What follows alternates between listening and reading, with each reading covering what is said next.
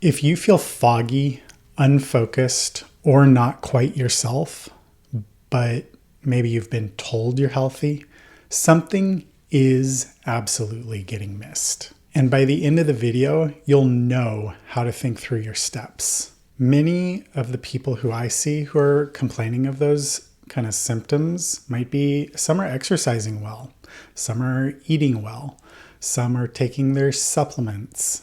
Some of you may be seeing other doctors, and yet you still feel off. Again, this is not normal, and it's probably not imaginary either, right? So the question is, what is going on? And this is not so much about something being wrong with you. Well, actually it is. Obviously something's wrong. Something's not working correct. But this is more about how something is being overlooked, missed or overlooked. And this kind of brain fog or lack of focus or not feeling well, while it is very common, again, it's not normal. I often see it especially common in really high functioning people who just have their hands in so many pots, even if they're super kind of on the outside successful. I see it in a lot of people with chronic stress, chronic load management. And also I see it in people, again, doing all of the right things. And it's because the brain takes more energy than any other part of our body that the symptoms can show up there first quite often. As always, this video is for educational purposes only and does not constitute medical advice or create a doctor-patient relationship. So it's the first place that imbalances in our body and our physiological makeup show up. I would say that the brain fog is a signal, not so much a diagnosis. So I would ask you if you recognize yourself in some of those symptoms or the ones that I'll explain, which brain fog is generally, I would say, ways of thinking about it are if there's slower processing, word finding difficulty, and I'm talking about just an occasional word finding difficulty. Nobody should be experiencing that even as we age. Reduced mental stamina, so just kind of that lack of fortitude to keep the brain going as much as we'd like, poor stress tolerance, and then again, just that feeling of not feeling quite as sharp as you used to be. Our brains should feel sharp for our entire life. Even a 90-year-old brain should feel very, very sharp. Now, I do want to say that just because there might be some memory lapses, it doesn't mean that you have like mild dementia or even that it's pre-dementia. It could be so many other things. And so acknowledging this, it's not a weakness. Again, it's really about the brain just saying, hey, I'm under-resourced here. Please help me figure out what to do about it or what can be done about it. In my experience, brain fog or the symptoms similar that might be bunched into brain fog almost always come down to a few core imbalances, 5 to be exact. Now, the first 2 are really the main 2, okay? And that is a deficiency of a nutrient like magnesium or a hormone or oxygen or a conglomeration of deficiencies. And then number 2, the second main pillar of disease is really toxicity. So that could be nutrients in excess, or it could be actual toxins that are overloading our system. Now, those 2 things, those 2 pillars, deficiencies or toxicities, really fuel the following 3 things. 1 is inflammation, 2 is metabolic imbalance, and 3 is mitochondrial energy deficits. So we have the deficiencies and the toxicities, and now a little bit more in depth about inflammation, metabolic imbalance, and energy production by mitochondria or lack thereof, right? And so inflammation, this could be acute inflammation, but it can also be chronic, quiet inflammation that disrupts physiological signaling in your body. And this is almost always missed on standard lab testing, by the way. And then we have metabolic imbalance, which has to do with your glucose and insulin swings and how your body is processing that. And hormones can absolutely play a role in metabolic imbalance.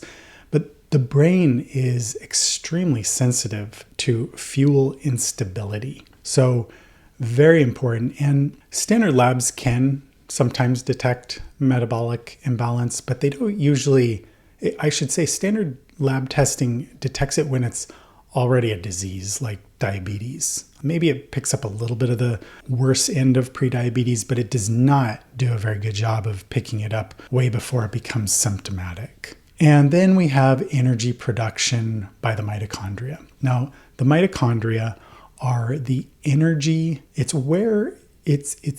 why we breathe oxygen and why we eat food, that it comes into the mitochondria, which we have tons of them in all of our cells. And in the mitochondria, its job is to create ATP, which is the currency of energy in our body. And when our body has enough energy, it can heal. And yet when mitochondria struggle, fog shows up, brain fog shows up, or other similar symptoms. Any disease can show up then, because the brain is very energy hungry, as I've mentioned. And standard lab testing, unfortunately, basically doesn't know how to detect mitochondrial dysfunction at all, actually. And so that's why it's super important to get additional, very in-depth, objective data on that front. So if I were to use a metaphor and say that the brain is like a high-performance engine, the brain fog really indicates a reduced power, not true overt engine failure, which would be like full-on dementia, or brain death would be actual failure. But the dashboard light is on before the breakdown happens. That's what brain fog really is.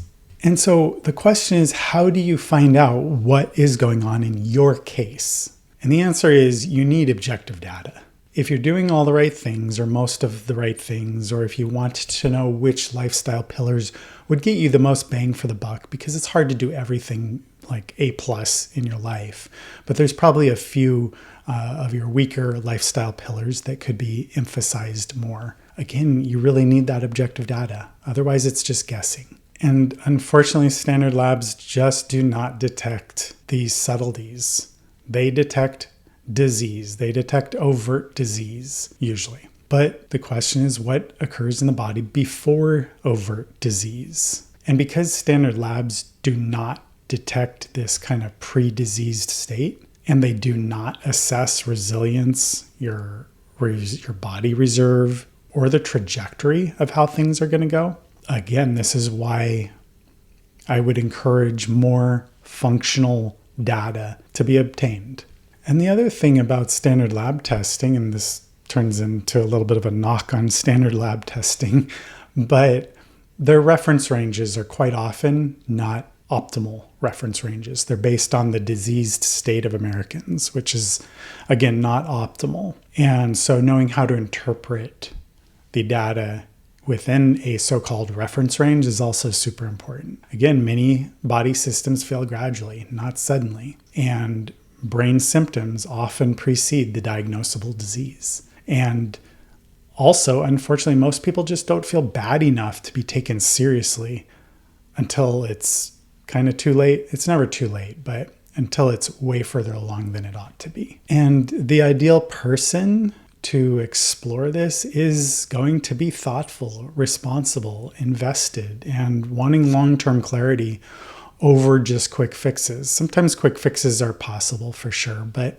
it's really more important to focus on long-term clarity. And so because the brain notices these imbalances long before the body truly completely breaks down, it's so important that you care deeply about your health. And if any of this is resonating and you want more conversations like this, feel free to subscribe, where I do share how I think about brain health, longevity, disease resolution, and getting clarity without overwhelm. And so on this healing front, it's not about one supplement. It's not about one peptide. It's not about one particular lab test. It's much more about prioritization and recognizing the overall patterns and individualized thinking. Each of us is a unicorn. We're all unique. And again, it's about the overall picture and putting it all together.